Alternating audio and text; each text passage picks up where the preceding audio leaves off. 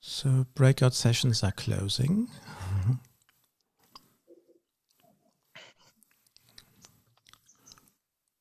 Und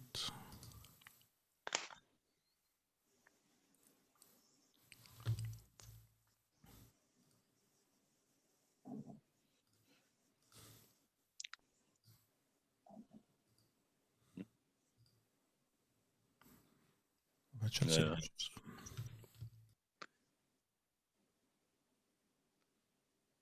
Vandana, maybe you can see in your Zoom on the second screen, annawacholder, who has painted you.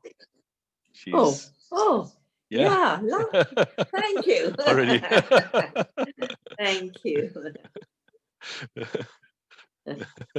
Hi. So, David, können wir starten? ja. Gut, ja, willkommen zurück im Plenum. Willkommen zu einem Höhepunkt unserer Veranstaltung, dem Interview mit der indischen Wissenschaftlerin, Umweltaktivistin und Trägerin des Alternativen-Nobelpreises, Vandana Shiva. Mit ihr wagen wir jetzt einen Blick über den Tiroler Tellerrand hinaus und diesmal nach Indien. Ich werde jetzt wieder auf den englischen Kanal wechseln. Also wenn Sie Vandana Shiva Englisch hören wollen, dann würde ich Sie bitten, unten wieder auf dieses Weltsymbol Dolmetsch zu drücken und den englischen Kanal einzuschalten. Sonst, wenn Sie die deutsche Übersetzung hören wollen, müssen Sie nichts tun, da bleiben Sie auf dem deutschen Kanal. Also ich wechsle jetzt auf Englisch. For us, it is time to look a second time outside the Tyrolean and the European box, focusing the second most populous country of our planet, India, with its 1.838 billion inhabitants. Vandana Shiva is a quantum physicist, environmentalist, feminist, and civil rights activist, board member in the World Future Council, and winner of the Alternative Nobel Prize.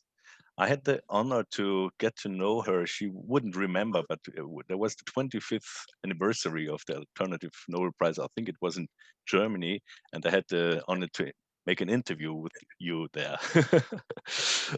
Welcome, Vandana. We at the Tyrolean Klimaforum feel very honored that you share your experiences and thoughts with us. Welcome, Vandana. Thank you. Yeah. Let me start with a personal question. You grew up in the Indian Himalayan region, a region that was famous for the beauty and intactness of nature. But you also witnessed how much rainforests were cut down and how the rivers you swam in as a child, they disappeared. How has this contributed to your commitment to biodiversity, against climate change, and the fight against the impoverishment of the rural population? I remember so clearly the day I returned to the Himalaya for a short trek before I was leaving for Canada to do my PhD in the foundations of quantum theory. And I just wanted to carry a bit of my mountains with me. And I send love from the Himalayan mountains to the mountains of Tirol. Mountain regions are very special regions. And I, of course, grew up in the forest and the mountains. My father was a forest conservator. And during that visit, I saw this oak forest was gone and it had been replaced by apple orchard by the World Bank advice, as always. And the stream I used to swim in had just ankle depth trickle. And I was very troubled. It was like part of me had been chopped off because I'd grown up with the permanence of nature. And it's all on the way back to Delhi while waiting for a bus at a chai dhaba. You know, in India, we have these little tea shops all over the place. And this person said, we don't have to worry now because the movement has started. And this was the movement of my sisters who came out, the mountain women, to protect the trees. They said, we're going to hug the trees. Chipko means to hug. And I was leaving. I had a flight to catch, but I took a pledge that every vacation I would volunteer Chipko to protect the forests and the mountains. And that's what I did till 1981. We managed to get a logging ban on the basis of the knowledge and wisdom of women who said these forests are not timber mines. They are the sources of our water and our soil and our pure air. Today, the scientists call these ecological functions of the forest. I worked with Chipko. I did a PhD in the Western Ontario, but I did a second quiet PhD with the women of the Himalaya, who'd never been to school, but they knew everything about ecosystems. And they became my professors in biodiversity. They became my professors of indigenous knowledge. And in fact, I've spent the day today with many of them. We were celebrating the old grains, the millets, that we used to call forgotten foods when I started Navdanya, the movement 33 years ago. And today they're future foods. And the women have these beautiful songs saying, we did not get corona, we eat our millets. So we're going to celebrate our millets and turn them from forgotten foods to future foods. And that really, all that inspiration comes from our mountains, the forests, the mountain women, and everyone who has been defined as not being an expert. I became very humble in that activism. I realized just because you get a PhD doesn't mean you know more. It just means you have a piece of paper. Vandana, thank you. You say most of the people who worry about climate change don't think about agriculture.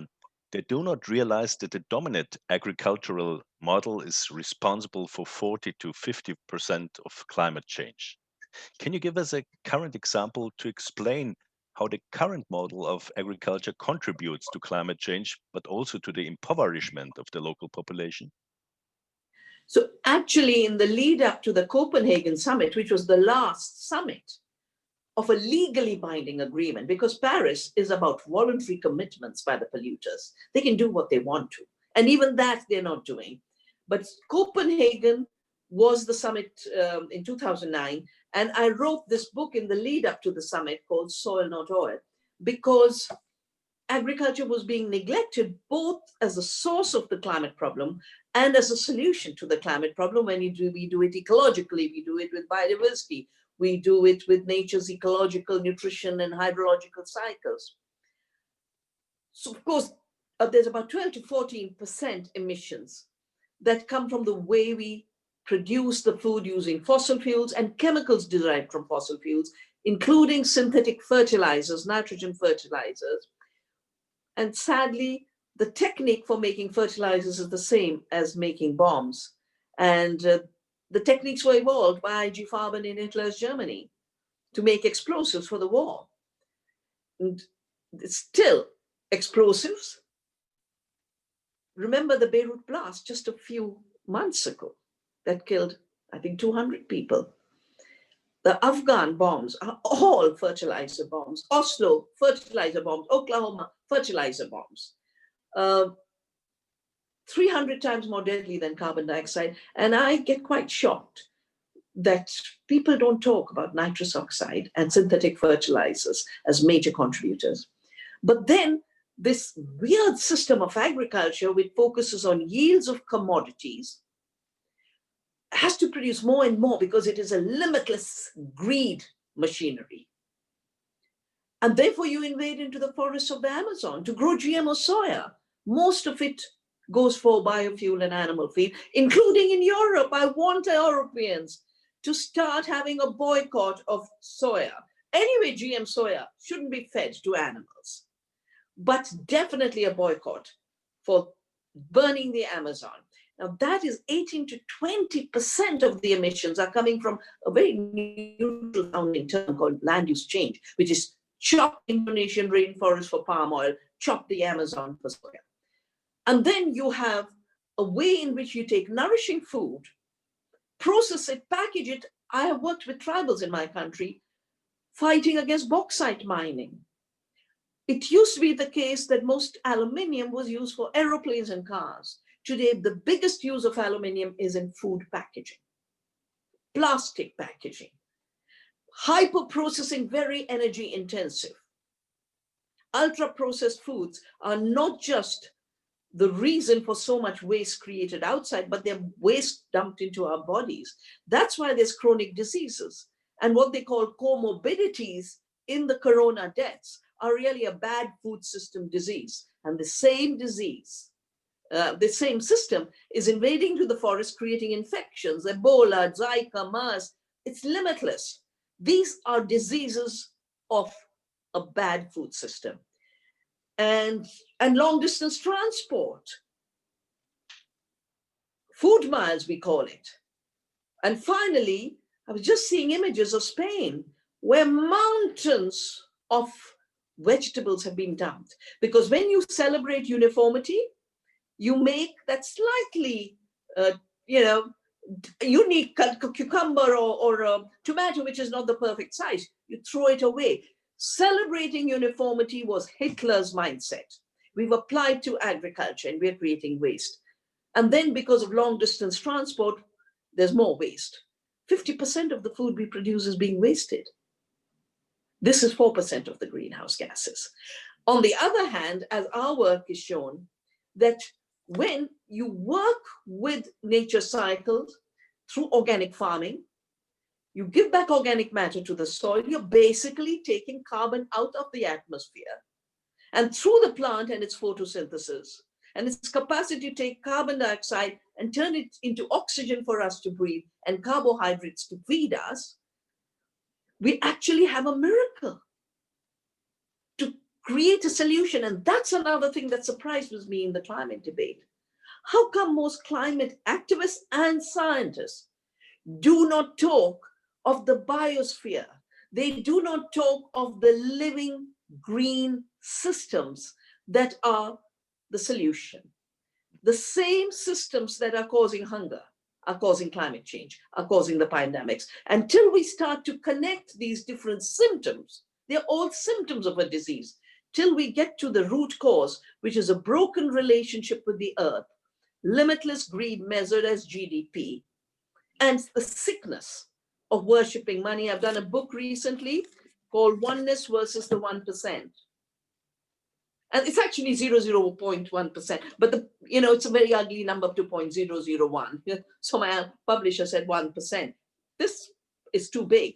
5 billionaires controlling so much wealth through an extractive system, and they have investments in agriculture. And I've just done a new report. I invite you all to read it on the Navdanya International website. It's called Gates to a Global Empire, because we need to be awake to see what is the new system being created. And in the name of solving the climate problem, the buyers and the chemical industry saying more chemicals is the answer.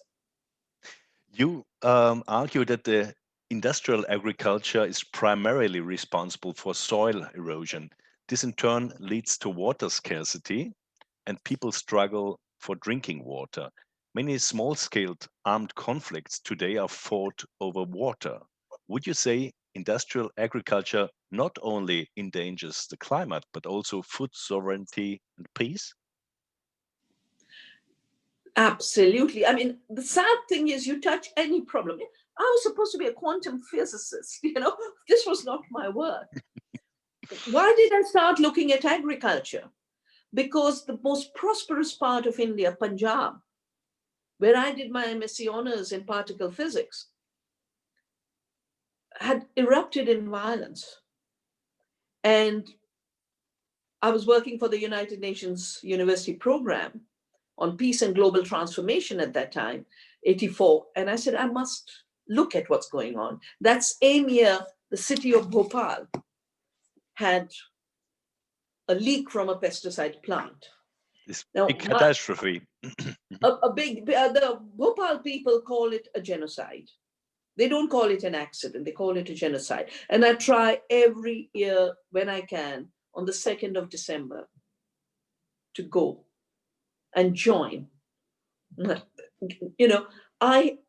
36 years.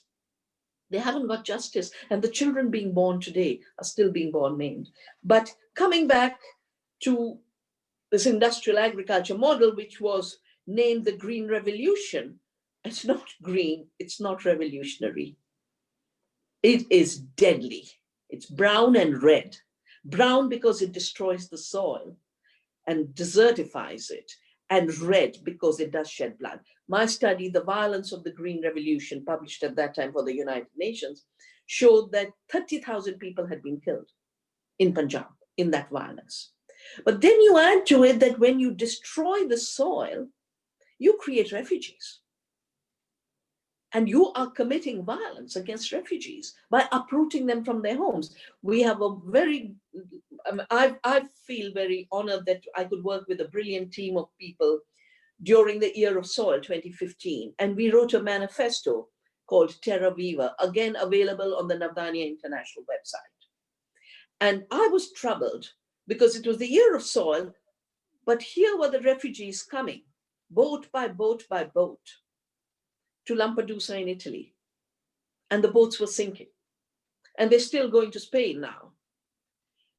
So we tried to make the connection between refugees and the soil.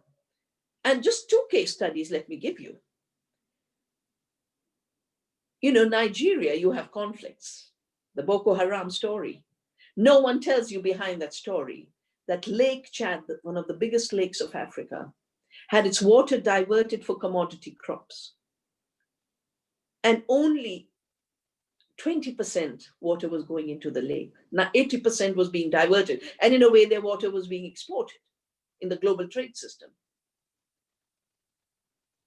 The lake started to dry up. The fishermen, the pastoralists, the farmers used to live in peace as long as there was enough water, were now in conflict. Just so happens the pastoralists are Muslim, the settled farmers are Christians. And this was given a color of religion, exactly the way Punjab, which was a crisis of the land, crisis of the water, crisis of the soil, crisis that farmers were facing, was they tried to present it as if it was about religion, but it wasn't. There was nobody killed on the basis of religion. Who was killed? The manager of the dam. They said, you don't let the water of our rivers reach our land. The manager of the seed farm, engineers at the canal. And I want to show you a NASA image. So Punjab means the land of 5 rivers, should never have had water scarcity. Today it is a red zone, and NASA has shown that the groundwater is disappearing, and in 20 years there might be no water in Punjab. So we've seen a conflict in Punjab, which is what led me to this. We've seen the conflict in Nigeria, and even Syria, 2009 severe extended climate disaster led to the disappearance of water because the wells had been used to irrigate crops in what used to be an arid zone. And the wells were dry when the rain didn't come, as a result of which 75% of the animals died. Farmers had no livelihood. They moved into the city for help. And the World Bank structural adjustment prevented the government from acting to support the farmers. By the next year, you saw the violence. The Syrian war hasn't ended. Vandana, let's turn back to India. In 1991, you founded the national movement Navdanya. This movement is committed to the protection of biodiversity and pluralistic forms of life. It has now grown into a global network that fights for seed and food sovereignty and for smallholders around the world. Navdanya pioneered the seed rescue and seed-free movement.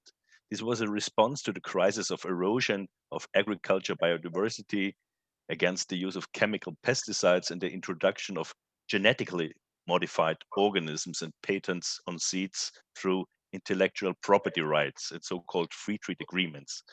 Vandana, what effects do genetically modified seeds have on the local Indian farmers?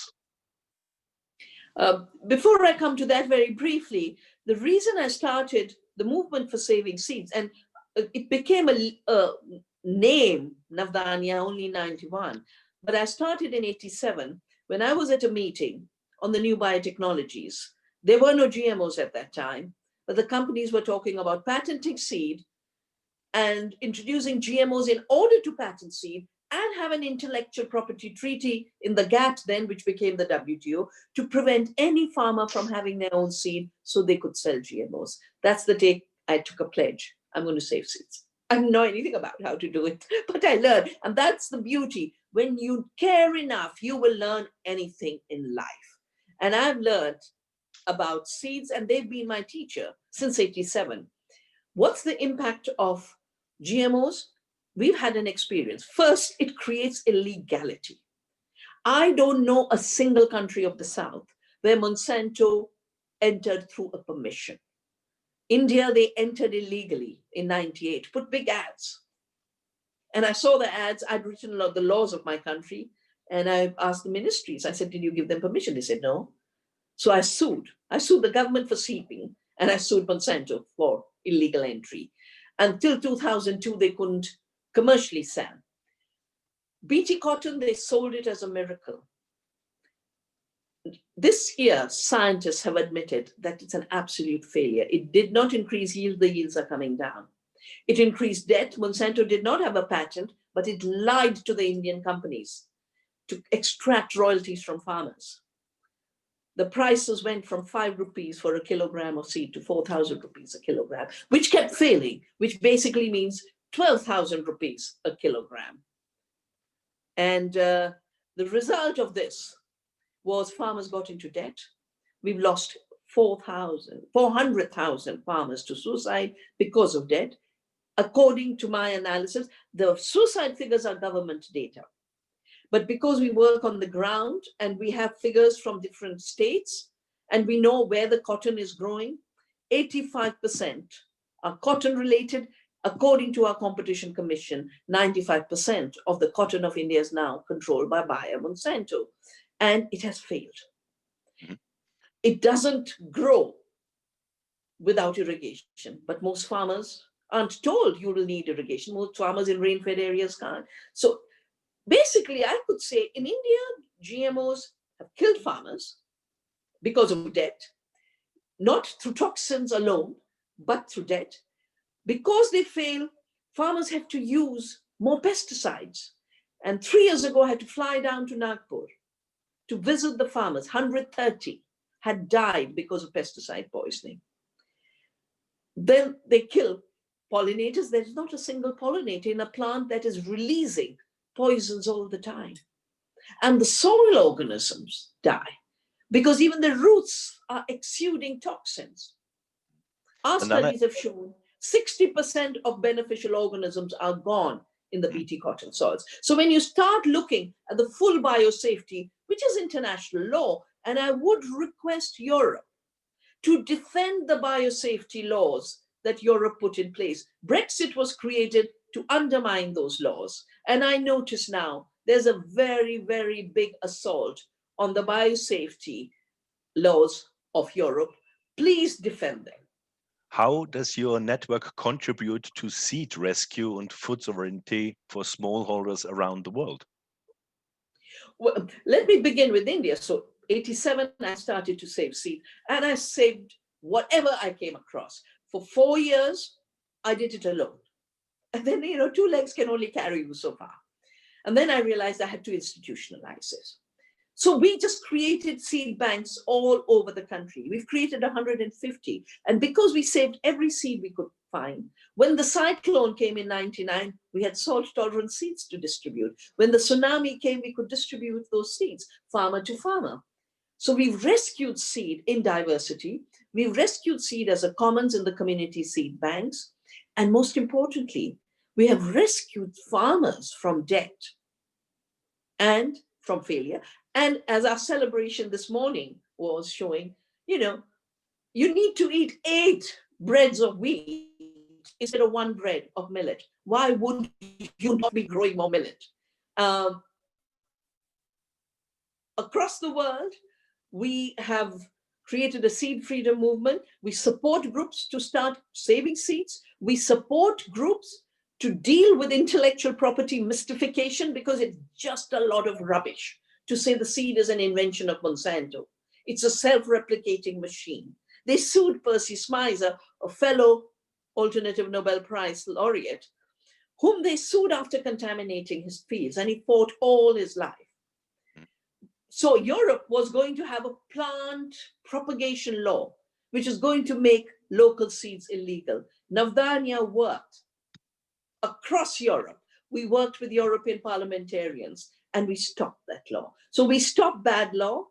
We work with communities and with governments to defend farmers' rights. And most importantly, not only do we save seeds, but with seeds, we save the knowledge that actually our seeds are not low yielding, they're nutritionally rich.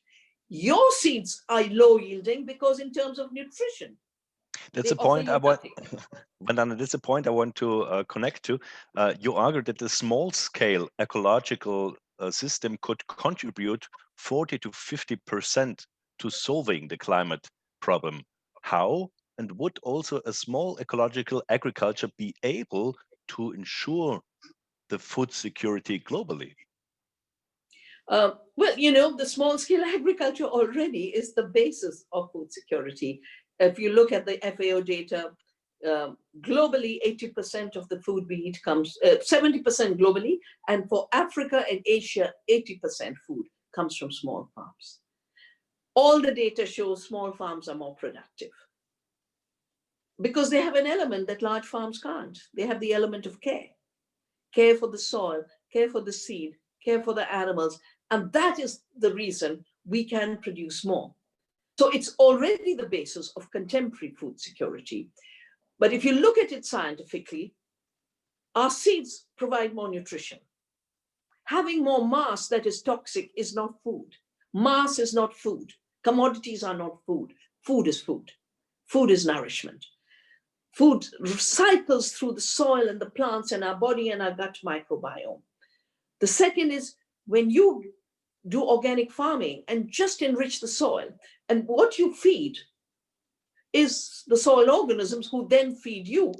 Our research is showing that not only the organisms increasing, if you want, I can share you the data. It'll take time. I realize we are running out of time, but there's more soil organisms, there's more carbon, there's more nitrogen, there's more zinc, there's more magnesium.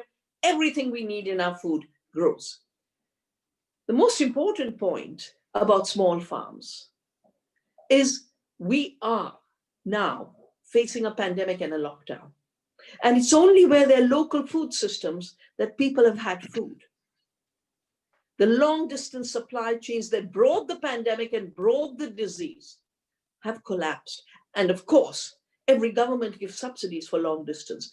I have worked with Austria, very proud that worked with Austria on a GMO-free Austria. I've worked with Austria on organic policies.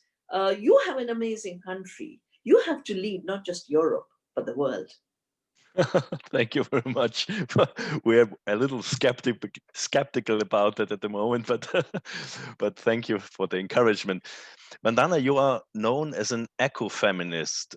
You draw a connection line between the exploitation of natural resources and the humiliation of women as a second gender. What role do women play in future sustainable and equitable development in India? You know, the reason I see this connection is because I witnessed it from the days of Chipko, where it was the women who came out to hug the trees. In Bhopal, women are still fighting. To protect our rivers, women are the ones who are fighting. And I wanted to understand, why do the women come out more? And so I wrote a book then for around the time of the Mexico Women's Summit called Staying Alive. And then I did a lot of research. You know, how did this idea of nature as dead matter come? And, you know, it was crafted by the Bacons and the Descartes to feed the Industrial Revolution and the colonial assault. Nature is dead matter. Nature must be raped to get her secret. She must be subjugated. But that is the same attitude of patriarchy. And let's not forget that Europe was burning witches, who were the knowledgeable women of that time. So the witch hunts and the violence against nature are part of the same mindset which I have called capitalist patriarchy. Ecofeminism is really only nothing but removing the blinkers and saying, no, nature's alive and women are strong, and stop these myths, shed these myths. And these myths are vital for men too. Because not only does capitalist patriarchy deny women their full humanity, It denies nature her life, her creativity, but more importantly, it denies men their humanity by locking them into these little straitjackets that men are violent, men are dominating. No, men have been made to perform those roles, just like women have been made to perform roles of passiveness. But we have the potential. And my quantum theory teaches me two things: non-separation and potential. We have the potential to be violent, but we have the potential to be non-violent. We have the potential to be useless, disposable people, which is part of what troubles me about our time. The assumption that people will be disposable people and we'll have algorithms, AI, robots doing the work. No, work to me is the highest expression of these beautiful beings that we are. And working with the earth is the highest creativity. Vandana, I have to come to the last question. We in Europe and in the West, in general, we often think instrumentally. We see a problem and we want to have a solution for it right away. Yeah?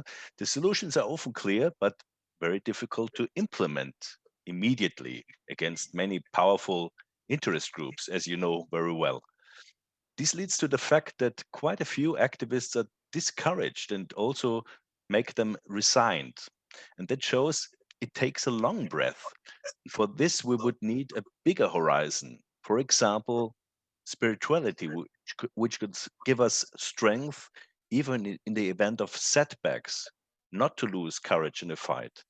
Vandana, is spirituality a source of strength for your struggle? And if so, in what way?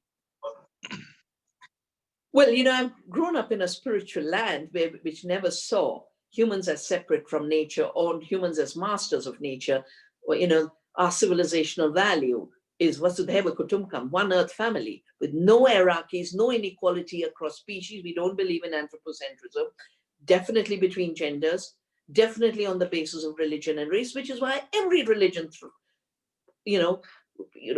Islam came to India before it came to the Middle East. Christianity came to India before it came to Europe. These facts are not normally taught. So a world of interconnectedness is a spiritual world, because you don't divide yourself up. You don't divide yourself from nature. You don't create this crazy idea that there's a spirituality and matter's dead. No, matter is nature. She is alive. And as more and more people are finding out, very intelligent. Plants are intelligent, animals are intelligent, bacteria are intelligent. Most importantly, we live in a universe that has an amazing quality. In our culture, we talk about the universe is permeated by the divine and is an expression of the divine. And if that is the case, then I am a spiritual being, interconnected with all other spiritual beings. And if I'm a spiritual being, I don't have dissipative energy. I have universal energy, as long as I flow with that universal flow. So separation is the basis of burnout. Unity, oneness, is both the basis of limitless energy, but also shedding the ego. A lot of activists put their heart and soul, but in that instrumental way that you talked about. And when things don't get done, they feel disappointed. But as the Gita, our beautiful teaching teaches us, you have to give your best and then be detached from the results. Because the right action, that's why right livelihood, the Alternative Nobel Prize is called right livelihood. The right livelihood is what matters. What happens from it is in other hands of other forces, not in your hands. What you can decide is to do the right thing. And as long as you do that, then we are spiritual beings doing our spiritual duty to protect the sea, to protect the land, to protect human beings, to not let anyone go hungry, to not let anyone be lonely, to not let anyone feel useless. And I think our highest spiritual powers are going to be tested in this period, in the strange period we live through. Vandana, thank you very much. Jean-Paul Sartre said, in order to love people, you have to hate what suppresses them very strongly. Vandana, thank you very much for your love and also for your struggle. Thank you in the name of the participants of the Tirolean Climate Forum for sharing your inspiring experience. Thank you very much, Vandana. Thank you. And my love to all of you. Yeah, thank you. Dear Vandana, we want to make a group photo with all the participants. Can you stay for a few more minutes online? Yeah. Yeah. And I change now to the German channel for my following instructions. And thank you, our Dolmetsch, Christina Muig, for the translation. She had done a very good job. Thank you. Thank you. I change now. So, liebe Teilnehmerinnen und Teilnehmer am Tiroler Klimaforum, wir möchten euch jetzt alle bitten, eure Kameras einzuschalten. Dann, wenn alle da sind, würde ich euch bitten, bitte stillzuhalten und euer schönstes Sonntagsgesicht aufzusetzen. Wir machen nämlich dann ein Gruppenfoto. Ich bitte um ein paar Minuten Geduld, bis möglichst alle zu sehen sind, denn David kann nur je 50 Teilnehmer fotografieren und es sind ja mehr. Wir sagen euch dann, wenn ihr euer Video wieder abstellen könnt. Ich bitte jetzt David zu übernehmen. Ja, wunderbar. Also die ersten 50 sehen schon alle sehr freundlich aus. So, das war das erste Foto. Jetzt ist nur meine Maus verschwunden. Das macht sie manchmal, wenn ich fotografiere. Johannes, ich glaube, du musst jetzt irgendwie noch eine Zwischenmoderation. Ja. Moderation. Also David sucht gerade seine Maus. Ich würde vorschlagen, ich weiß nicht, hast du Käse im Kühlschrank, dann einfach aufstreuen, dann wird sie leichter auffindbar zum Beispiel. Oder du riechst mal und schaust, wo sie ist. Meine Frau macht das nächste Foto am anderen Computer. Sehr gut, ja. Es ist immer gut, eine Frau zu haben, kann ich sagen. Ja, David. Speziell, genau. wenn sie bei dir auch noch technischer Backup ist. Ja. Du blätterst weiter dann, ne? Und super. Ja, kopier es irgendwo in der Dokument rein erstmal, ganz egal. So, aber vielleicht kommt die Maus auch gleich wieder. Nach den Fotos gibt es Pause, oder? Ja. Ich kann auch schon in die Breakout-Sessions einführen, wenn ihr wollt. In der Zwischenzeit. Mache ich vielleicht, ja. Ich werde jetzt gleich mal, bevor wir in eine 5-minütige Pause gehen, in die zweite Breakout-Session einführen, in Netzwerkzeug 2. Bleiben Sie aber bitte noch an den Monitoren bzw. an den Kameras. Netzwerkzeug 2 zeigt agile Netzwerke, die sich hier in Tirol gebildet haben und die Vorbilder für andere sein könnten.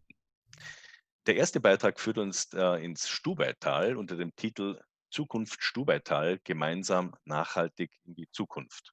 Alle 5 Stubaier Gemeinden, Fulbmes, Mieders, Neustift, Telfes und Schönberg, gehen ihren Weg in die Zukunft gemeinsam. Zu diesem Zweck haben sie sich einen sogenannten Talmanager geschenkt und sie bilden gemeindeübergreifende Arbeitsgruppen, um die Zusammenarbeit im Tal zu forcieren oder Maßnahmen für eine verbesserte Mobilität umzusetzen. Ziel dabei ist es, einen gemeinsamen Lebensraum auch gemeinsam nachhaltig zu gestalten. Andrä Stigger ist der Host dieser Session, in der Talmanager Roland Zankel und der Bürgermeister von Mieders Daniel Stern vorgestellt werden. Die zweite Session trägt den Titel Salz-I, Wirtschaften in und mit der Gemeinde. Hinter dem Kürzel Salz-I verbirgt sich ein gemeinnütziger Verein, in dem Wirtschaft, Politik, Grundeigentümer und Anrainer an der nachhaltigen Entwicklung des Gewerbegebiets Salzstraße Zirl und Inzing gemeinsam arbeiten. Eine der 3 Säulen des Vereins ist die Netzwerkarbeit, Transparenz nach außen und Einbindung der Gemeindebevölkerung in die Entscheidungen. Durch das Netzwerk kann bei geplanten Infrastrukturprojekten schneller und unbürokratischer agiert werden. Dagmar Robatscher ist der weibliche Host, die den Obmann des Wirtschaftsfördervereins Salzstraße Zierl-Inzing vorstellen wird. Und die dritte Session widmet sich dem Thema professionelle Freiwilligenarbeit, vorhandene Ressourcen kreativ einsetzen. Freiwilligenzentren sind Teile starker regionaler Netzwerke. Ein Großteil ihrer Arbeit besteht in Netzwerkarbeit. Es geht um Vernetzung mit gemeinwohlorientierten Institutionen und Einrichtungen, die mit Freiwilligen arbeiten oder damit beginnen wollen. Freiwilligenzentren sind also Pionierinnen, Fachstellen und Drehscheiben für professionelle Freiwilligenarbeit. Aber die Frage stellt sich, wie komme ich denn an die Menschen heran und was brauchen die? Unser Host Kerstin Plass wird unsere Referentin Frau Magister Sabina Seber vorstellen. Das ist die dritte Session. Und während der Pause, jetzt frage ich nochmal David, sollen wir schon in die Pause gehen? Haben wir schon die Fotos? Die Fotos sind alle gemacht, ja. Ja, die Fotos, Halleluja, Alles gut danke. drauf. Fotos sind alle gemacht. Also in der Pause, sorry, ich sage noch, Momento, ich gehe mal ganz kurz in den Dolmetschraum. Kann ich nochmal den Dolmetschraum kurz haben? Okay, dann starte ich nochmal die Übersetzung. Ja, Jetzt. okay. Dear Vandana, thank you very much again. Thank you for your patience. Thank you. It was Thank you. really inspiring to have you with us. And maybe all who have the camera on, we want to cheer you to India. Did you see? Thank you very much. Yeah, fine, fine. Thank you very much. And I Oh, hope when all this is removed, that some of you can visit. oh, thank you very much. Yeah, we would love to. We yearn for going abroad. I can tell you. Thank you. Goodbye. Thank you. Goodbye. Bye-bye. Thank you. Bye, bye. So. Und jetzt gehen wir in die Pause. In der Pause sehen wir wieder den Fortschritt bei Annawacholders Bild und Sie hören 5 Minuten lang wieder das Orchester des Wandels, diesmal den zweiten und dritten Satz des dritten brandenburgischen Konzerts von Johann Sebastian Bach. Und ich werde Sie nach den Sessions wieder begrüßen. Gute Sessions wünsche ich allen.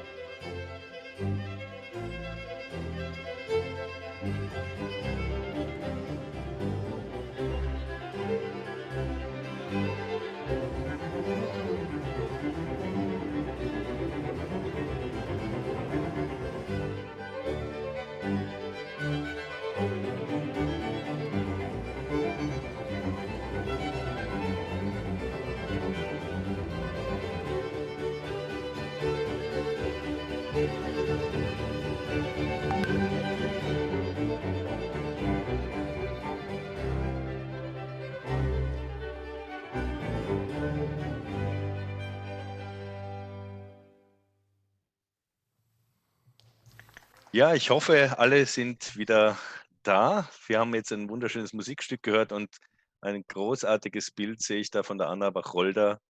Bin schon sehr gespannt dann auf Ihre Erklärung am Schluss. Wir kommen wieder alle zurück und bitte euch in die einzelnen Sessionen euch zu melden und falls jemand keine hat, also sozusagen ein Findelkind ist, in gewisser Weise wird euch David dann in die Heimat führen, in die gewünschte. Okay, David, Genau, wir übernimm's, ja? starten die zweite Runde, 20 Minuten und es geht los.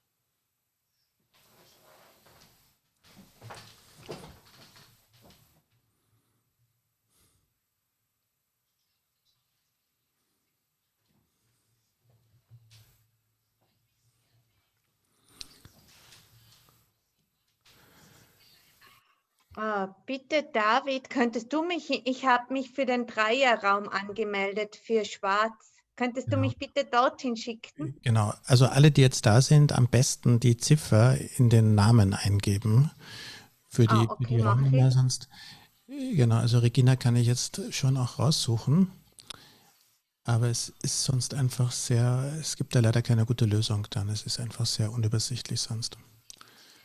Und ich werde gerade um Unterstützung gebeten. Kleinen Moment, da muss ich mal hinschauen.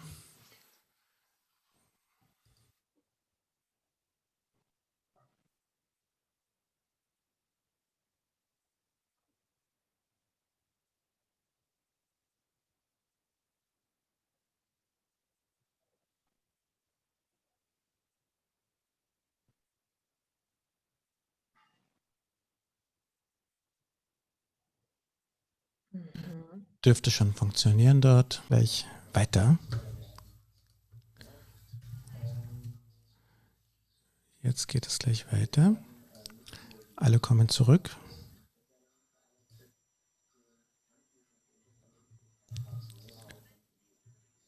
Und jetzt ist dann die Abrundung. Ich höre dich noch nicht. Sag mal was. Ja, hörst du Alles mich gut. jetzt? Ja, alles gut, super.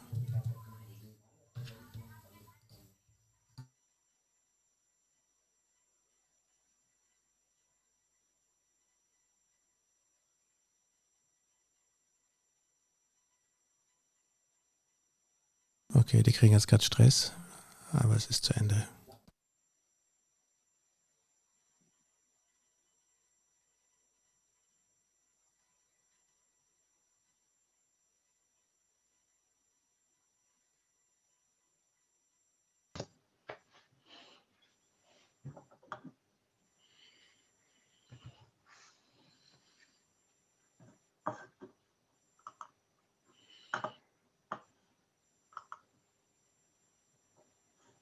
Ich sehe gerade die wunderbare Vermehrung am Bildschirm. Menschen kommen wieder zurück. Schön. Homecoming.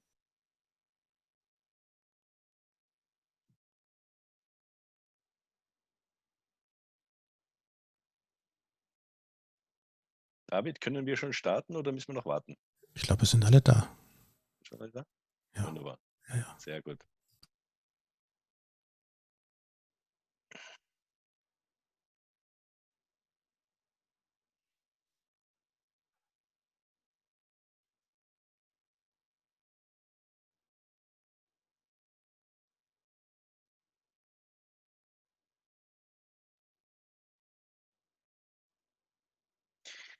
Ich habe eine Bitte von jemandem, von der Regina Maria an mich. Ich sollte noch das Zitat von Jean-Paul Sartre wiederholen auf Deutsch. Um Menschen zu lieben, ist es auch wichtig, dass man das hasst, was sie unterdrückt. Es ist nicht ganz wortwörtlich, aber können Sie mal googeln. Also so Menschen zu lieben, muss man das stark hassen, was sie unterdrückt. Jean-Paul Sartre gesagt. Liebe Freundinnen und Freunde des Tiroler Klimaforums, willkommen zurück. Wir wissen, dass die Zeit in den Sessions immer zu kurz ist. Und ich möchte nochmal ganz herzlich den Referentinnen und Referenten sowie den Hosts danken für eure Beiträge und für euer Verständnis auch. Ja. Wir wenden uns jetzt in der Schlusskurve einmal dem Bild zu, das in den letzten 3 Stunden entstanden ist. Annawacholder ist die mutige Künstlerin, die sich mittels Graphic Recording zugetraut hat, das Wesentliche in kurzer Zeit in ein Bild zu fassen. Anna Kranebitter, so heißt die gelernte Grafikerin und Illustratorin mit bürgerlichem Namen, und sie führt zusammen mit ihrem Partner Wolfgang Landauer das Designbüro Superstudio. Es ist unter anderem verantwortlich für das neue Erscheinungsbild der Tiroler Straßenzeitung 20er, und Annawacholder, Vulgo Kranebitter, ist stolz, beim Klimaforum einen Beitrag zu leisten. Liebe Anna, können Sie uns bitte durch Ihr Bild führen? Sehr gern. Dazu muss ich den Bildschirm freischalten. Ja. Das ist möglich, ja.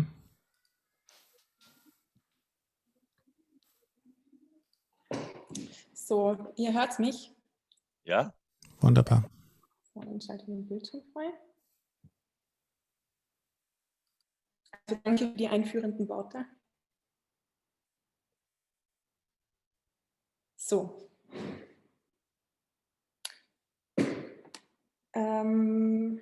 Ich würde starten beim Beginn. Dazu muss ich, dass ich die ganzen Porträts natürlich im Vorhinein gezeichnet habe, weil das ging sich zeitlich nicht aus. Und mich natürlich auch einlesen habe müssen zu den ganzen Thematiken, um sie halt auch zu visualisieren zu können. Das ist sehr löblich. Ja, danke schön. Genau, wir haben gestartet mit dem Christian Kuhlers, mit dem Impulsvortrag, mit dem, genau, wie verhindert man quasi die Klimaerwärmung und welche verschiedenen Hierarchien oder die Perspektiven sind sozusagen zu beachten. Ja? Welche Perspektiven gibt es und wie geht man quasi mit vereinten Kräften daran, einen Wechsel herbeizuführen? Genau. Also ich möchte jetzt gar nicht so sehr ins Detail gehen. Ich glaube, wir haben ja alle die Vorträge gehört und wissen auch Bescheid. Ich mache dann eine kurze Zusammenfassung noch. Müssen Sie jetzt nicht alles erklären, aber wir sind ja neugierig darauf, wie Sie es visuell umgesetzt haben. Ja, ja, also hier sieht man die Zeit quasi, also das Jahr, wie es vergeht mit den verschiedenen Bäumen, die Blätter verlieren. Natürlich hier die Wissenschaft und die nationale Ebene mit der Flagge und die Technologie mit dem Chip. Genau, Wissen wird sehr oft von mir mit oder Lösungen mit Glühbirnen oder Rufezeichen dargestellt. Genau, dann gehen wir weiter. Wer weiß nächstes? Das war wohl das Schwierigste, weil sehr kurz und haben wir nur 8 Minuten gehabt, ja? Genau. Wo die Emma Kunja-Lima über ihr Programm und ihre Aufgaben gesprochen hat, wo sie auch die Foren vorgestellt hat und die Rolle der Landwirtschaft und wie quasi die indigenen Völker einander helfen. Also hier so mit Handschlagqualität und Landwirtschaft. Genau, dann waren wir bei den Impulsvorträgen. Da habe ich auch schon 2 jeweils vorgezeichnet, weil ich ja nur bei einem anwesend sein konnte. Das heißt, die anderen 2 sind dann möglicherweise unvollständig, aber es ist trotzdem dicht. Also ich habe jetzt in dem Fall beim Andreas Exenberger zugehört. Die Sustainable Development Goals habe ich auch im Vorhinein gezeichnet. Ich sehe da, beim Thomas Birner fehlt die obere Hälfte, die habe ich vergessen einzublenden. Genau, also er hatte so diese Grafiken gezeigt vom neuen Buch und die Verteilung, die ungerechte Verteilung auf der Erde, heruntergebrochen auf 100 Personen.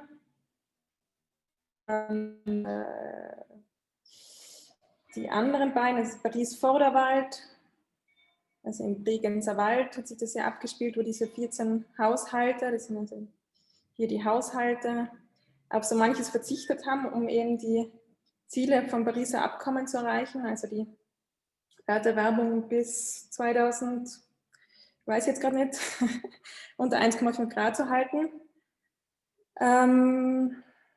Und dann noch verantwortungsvoll wirtschaften, da geht es um das Biosphärengebiet Berchtesgaden und um diese ganzen verschiedenen Unternehmen, die versuchen, die SDGs ebenfalls zu berücksichtigen und vernetzt zu arbeiten, weil Netzwerk das Thema war vom heutigen Forum. Gut, dann ging es gleich weiter mit der Vandana Shiva. Das war viel zu viele Informationen und viel zu gut. Ja.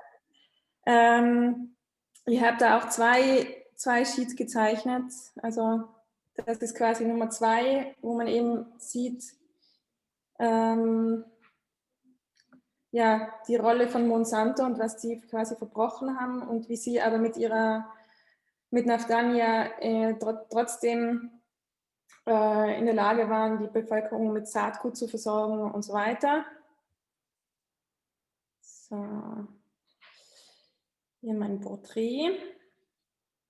Genau, das war das eigentlich, was ich zur Vorbereitung gezeichnet habe und das, eine Sekunde, genau, das Schlussendliche, wo man eben auch Indien sieht und die Biodiversität dargestellt durch den Globus mit Flora und Fauna, die darauf lebt.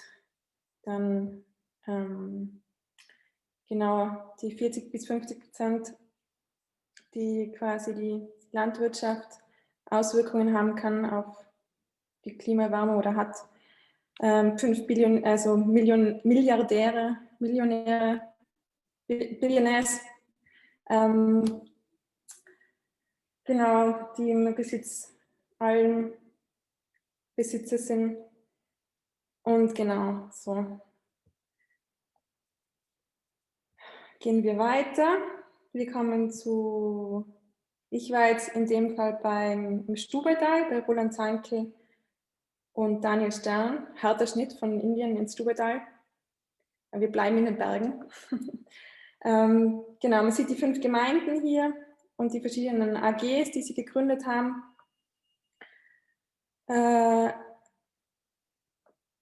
Und genau, eben ihr wunderbares Handeln gemeinsam mit ihrem Talmanager, ihre verschiedenen Projektideen, also quasi Mitfahrgelegenheiten und ausgebaute Radwege und das Vereinswesen spielt dann eben auch eine Rolle hier, Social Media. Und dann noch die anderen beiden, also die Salzstraße, wo Simon Meinschert gesprochen hat, von Hollu, die eben in Insing und Zirl genauso versuchen, die SDGs zu berücksichtigen, nach ihnen zu leben und zu werken. Und dann noch die Frau Sabine Seber, die über die Freiwilligenzentren gesprochen hat und ihre Rolle in der Krise. Also das wären jetzt quasi die Freiwilligenzentren, die im Land Tirol bis ins letzte Tal erreichbar für alle Mitbürger sind und Mitbürgerinnen. Genau, und das, was quasi in der Corona-Krise sich alles getan hat in den Freiwilligenzentren, also wie sie auf Social Media aktiv geworden sind und wie sie mit Online-Vorlesezirkeln, die auch die alte Bevölkerung, also die Risikogruppe mit eingeschlossen haben und das Nähen der Masken und Fußballvereine, die nicht Spiele absolvieren haben können und dann Einkäufe getätigt haben. Das sieht man hier alles. Also sehr viel Information auf einer großen Grafik, die man, wenn man wollte, auf 1,30 Meter mal 1,5 Meter oder so ausdrucken könnte. Ich denke, das werden wir mal machen hier. Ja. Annawacholder, herzlichen Dank. Das ist wirklich ein großartiges Werk. Da kriegt man wirklich viel mit, wenn man dabei war natürlich, aber es ist wirklich schön und wir sind dankbar, dass Sie sich die Zeit genommen haben, Danke. um uns das zu dokumentieren. Herzlichen Dank noch einmal. Sehr, sehr gerne. Ja, danke. Sie haben mir auch geholfen, dass ich sozusagen diese Breakout-Sessions nicht referieren muss, weil das könnte ich gar nicht, weil ich einfach auch nicht dabei sein konnte, so parallel bei allen. Was ich kurz noch zusammenfassen möchte zu den Inputs: Emma Cunha-Lima hat uns die Arbeit des Sozialökologischen Zentrums ISAM Rio Negro eingeführt. Indigene werden hier gestärkt mit Bildungsprogrammen, ihre handwerklichen Waren werden vermarktet, ihr Lebensraum von Menschenrechtsverteidigern juristisch gegen Ausbeutung geschützt. Dann Christian Gulas, der hat die persönlichen Perspektiven und die hierarchischen Perspektiven uns aufgezeigt, wie hat uns die Welt der Vielfalt der Perspektiven eingeführt, also und wie können wir diese Perspektiven integrieren. Und da ist es wichtig zu verstehen, jede Perspektive hat ihre Zeit und ihre Relevanz zu unterschiedlichen Zeiten. Und es gibt dann einen Resilienzzyklus von sozialen Beziehungen, den hat er erklärt. Was hat das jetzt alles mit Klimapolitik zu tun? Die Gegensätze, also auch wenn es Skepsis gibt beispielsweise oder Widerstand, Gegensätze sollen als Phasen der Erneuerung begriffen werden. Das ist sehr wichtig. Er hat dann Adam Kahane zitiert mit dem Konzept der Stretch Collaboration. Erstens, Konflikt und Beziehung annehmen, also nicht harmonisieren. Es geht darum, den Konflikt ernst zu nehmen, anzunehmen. Zweitens, es braucht nicht die Verständigung auf den kleinsten gemeinsamen Nenner oder auf Haltungen und Werte, die alle erstmal unterschrieben werden müssten, damit man sich verständigen kann, sondern man soll stattdessen eine Vielzahl an experimentellen Lösungsschritten ausprobieren. Und drittens, sich selbst als Teil eines Systems begreifen. Also nicht darauf aus sein, dass der andere sich zuerst ändern muss. Also nach dem kategorischen Imperativ unter Anführungszeichen, denke stets daran, dass du dich irren kannst. Es wird immer jemanden geben, der anders denkt als du. Es braucht also auch sogenannte Clumsy Solutions, vielfältige, widersprüchliche Lösungen. Das Stichwort ist gefallen, let's do more good instead of less bad von Michael Thompson oder Heinz von Förster. Handle stets so, dass sich die Anzahl deiner Handlungsmöglichkeit vergrößert. Dritter Input war Vandana Shiva, die sehr verwandt ist mit den Tirolern, weil sie auch aus einer Bergregion kommt und ihre Inspiration aus den Bergen, aus den Dörfern und Frauen ihrer Heimat bezieht. Sie will dort die Güte und Schönheit bewahren. Es ist nicht ein Kampf, sozusagen einfach ein Widerstand wegen des Widerstands, sondern es geht um das Gute, um das Schöne. Und das hat sie uns so deutlich gemacht, dass es unglaublich inspirierend war. Sie hat dann gesagt, jede Krise ist ein Symptom derselben Krankheit. Die Krankheit ist der Verlust unseres Bezugs zur Schöpfung und ein Bezug zu einem Ernährungssystem, zu einem nachhaltigen Ernährungssystem. Ja? Also jede Krise ist eben dann auch ein Symptom eines kranken Ernährungssystems. Das gilt also für Covid-19 ebenso wie für die Klimakrise. Dann hat sie gesagt, industrielle Landwirtschaft ist tödlich. Braun, weil es den Boden zerstört, und rot, weil es Blutvergießen bedeutet. Das war gerichtet gegen die sogenannte Green Revolution, also gegen diese industrielle Agrarwirtschaft, die ja auch sehr in Indien und vielen anderen Schwellenländern propagiert wird. Wenn wir den Boden zerstören, gibt es umso mehr Flüchtlinge. Und sie hat am Schluss aufgerufen, auch die spirituelle Haltung nicht zu vergessen. Ja? Das ist eine ganz wesentliche Quelle auch ihres Engagements, also nicht egozentriert, abgetrennt denken, sondern in Verbundenheit mit allem Leben, mit allem, was ist. Wir sind Teil des Ganzen. Stichwort, when you care enough, you can learn everything in life. Das war Vandana Shiva. Ich möchte jetzt persönlich noch als Journalist mit einem Bekenntnis am Abschluss schließen. Ich persönlich bin ein gläubiger Mensch, aber ich möchte jetzt nicht irgendwie missionieren, sondern möchte etwas sagen, weil ich auch an die Menschen glaube, die, ob gläubig oder nicht, einen wachen, klaren Geist haben für die Probleme unserer Menschheit. Also Menschen, die sich nicht verdummen lassen und nicht mundtot machen lassen. Ich glaube auch an Menschen, denen das Wachstum ihres Herzens wichtiger ist als das ihres Kontostandes. Ich glaube an jene, die sehen, dass die Bewahrung der Schöpfung lokal beginnt, im Stubaital, in Tirol, im Inntal, überall, jeder Talschaft und in den Bergen natürlich auch. Aber dass es trotzdem eine multidimensionale und globale Ebene gibt, die man zusammendenken muss.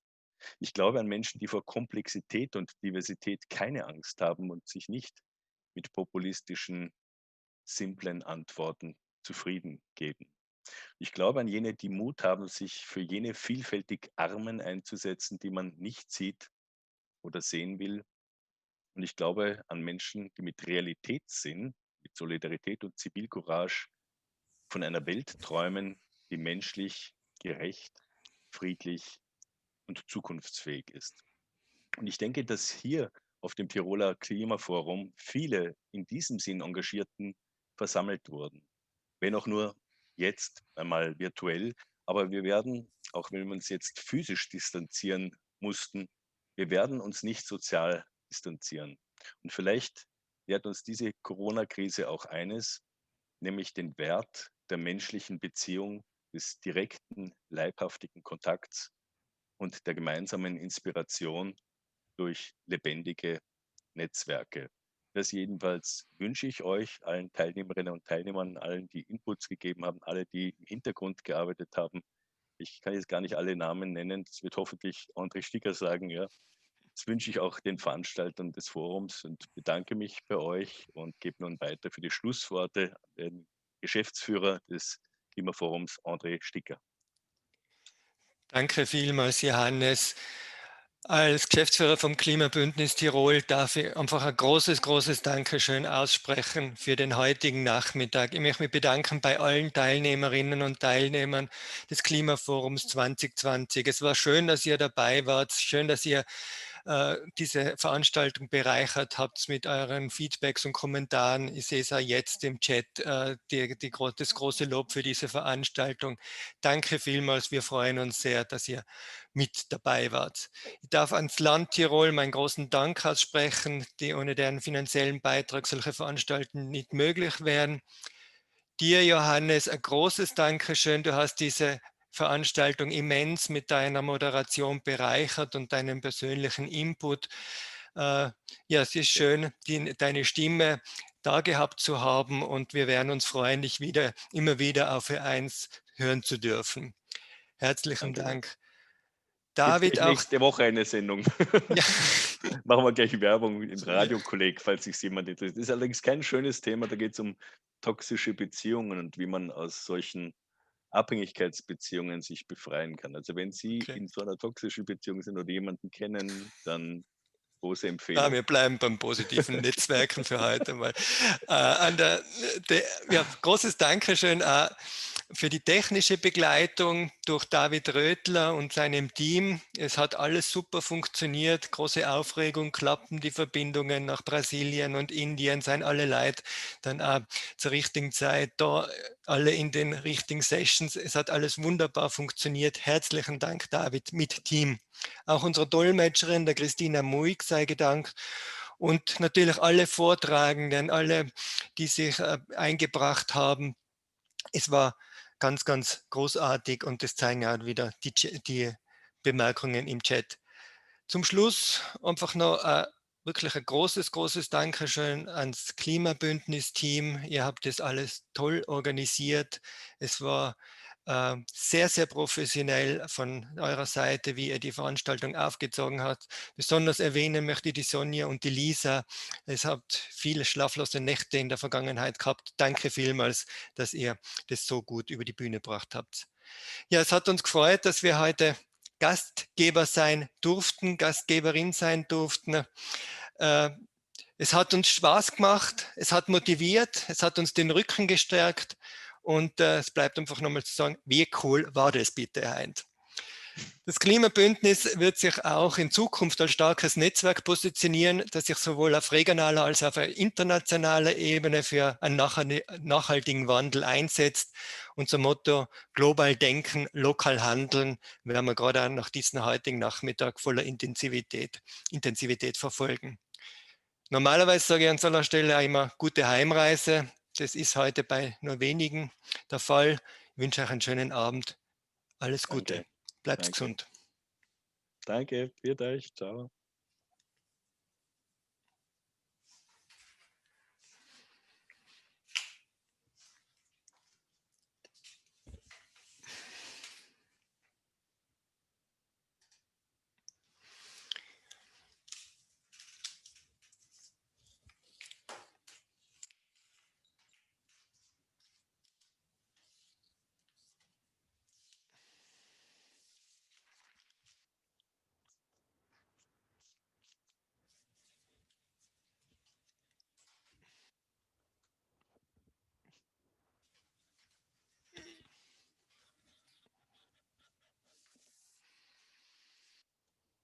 Gut.